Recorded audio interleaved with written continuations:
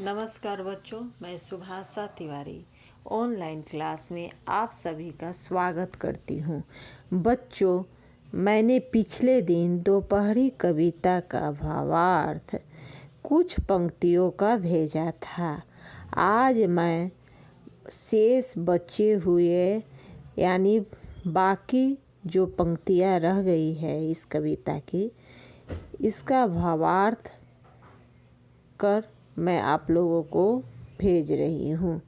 तो चलिए बच्चों, हम लोग भावार्थ करें। आगे भावार्थ करने से पहले हम इस पंक्तियों को वाचन करें।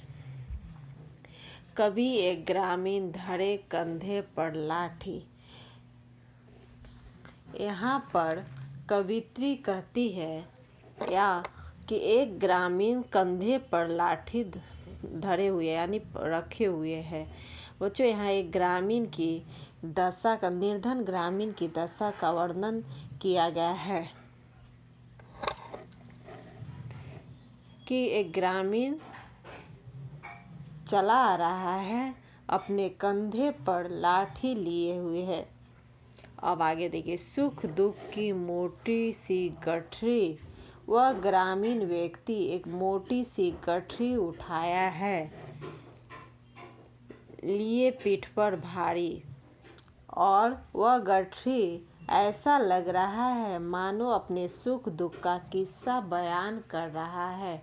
यानी बच्चों, वह ग्रामीण व्यक्ति जो एक गठरी अपने पीठ पर लिए हुए है, वह ऐसा लग रहा है कि ग्रामीण बोलने जा रहा है कि वह गठरी उसकी सुख दुख के वृत्तांत को बोलने के लिए एकदम तैयार है। जूते फटे हुए जिनमें से झांक रही गांव की आत्मा।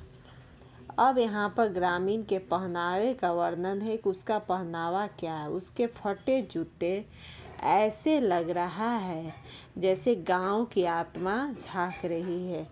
यानी वह ग्रामीण, यहाँ पर इस पंक्ति के माध्यम से कवित्री यह दिखाना चाहती कि वह ग्रामीण अभाव से अपना जीवन व्यतीत कर, यानी गांव के लोगों का जीवन अभाव में व्यतीत होता है। फिर भी वह ग्रामीण व्यक्ति जीवन यापन करने के लिए निरंतर संघर्ष कर रहा है, यानी परिश्रम कर रहा है और अपने तथा अपने परिवार का पेट पाल रहा है। उसी तरह यह गांव के भी निवासी दिन रात परिश्रम कर अभावग्रस्त रहकर भी अपने तथा अपने परिवार को पेट पालने के लिए हमेशा तत्पर रहते हैं और प्रयत्न करते हैं।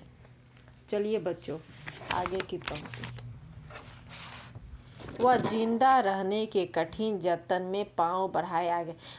यानी ग्रामीण व्यक्ति अपना जिंदा रहने के लिए, पेट पालने के लिए कठिन परिश्रम कर रहा और रुक नहीं रहा, अपने पांव को निरंतर आगे बढ़ाते जा रहा है।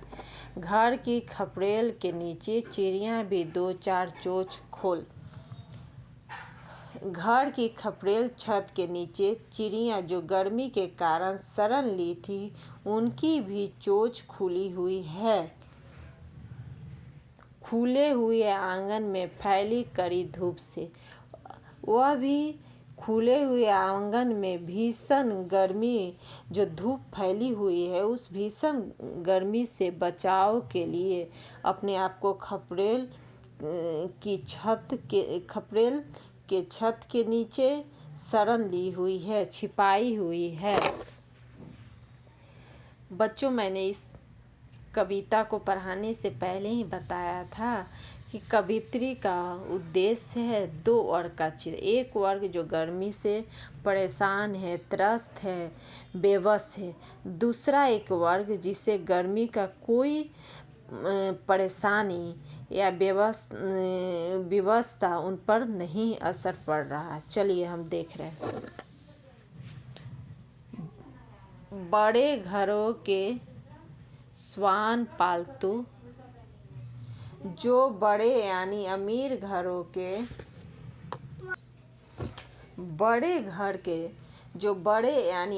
घर के पालतू श्वान अर्थात कुत्ते हैं, वह बाथरूम में बाथरूम में पानी की हल्की ठंडक में नैन मूंदकर लेट गए थे।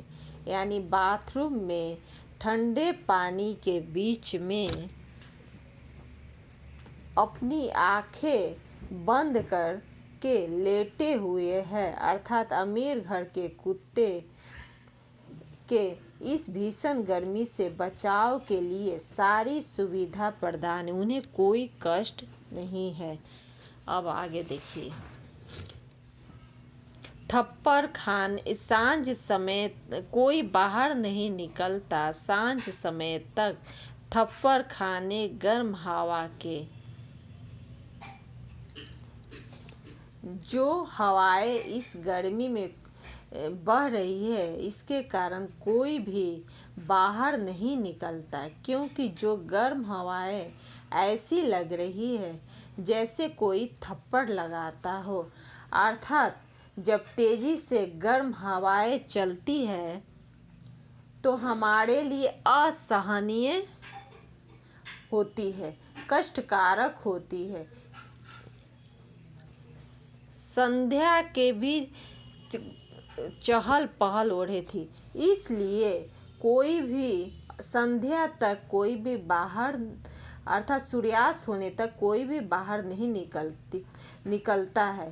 संध्या में जो चहल पहल थी, यहाँ जो पंक्ति है, संध्या के बीच चहल पहल ओढ़े थी गहरे सुने रंग की चादर। संध्या के में जो चहल पहल थी गहरे सूनेपन की चादर ओढ़ी थी, अर्थात सन्नाटा था।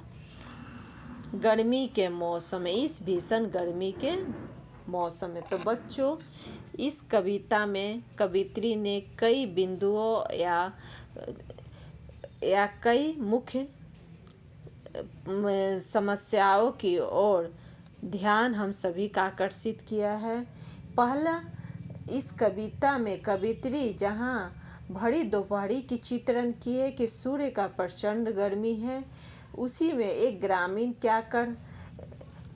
की क्या अवस्था होती है उसका चित्रण है। दूसरी तरफ घोड़े की बेबसी का चित्रण है।